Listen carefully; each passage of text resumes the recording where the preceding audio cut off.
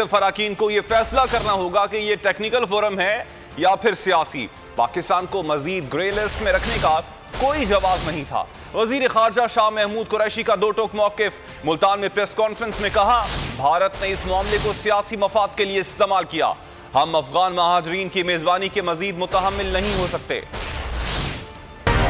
FATF کے ادارے نے ہم سے جو ایکشن پلان شیئر کیا تھا اس میں انہوں نے 27 آئٹمز کی نشاندہی کی تھی کہ 27 آئٹمز پر آپ پیش رفت کریں تو آپ وائٹ لسٹ میں جا سکتے ہیں۔ مجھے یہ بتاتے ہوئے مسرت محسوس ہو رہی ہے کہ اس گورنمنٹ کے اقدامات کی وجہ سے 27 میں سے 26 آئٹمز پر مکمل عمل درآمد ہو چکا ہے۔ ہمیں آج اس ساری چیزوں کو دیکھتے ہوئے یہ فیصلہ کرنا ہوگا، دنیا کو فیصلہ کرنا ہوگا اور فیٹف کے ممبران کو فیصلہ کرنا ہوگا، کیا یہ فورم ٹیکنیکل فورم ہے یا پولیٹیکل فورم۔ پاکستان نے جو اقدامات اٹھائے ہیں ان اقدامات کو سامنے رکھتے ہوئے کوئی جواز نہیں ہے کہ پاکستان کو گرے لسٹ میں مزید رکھا جائے۔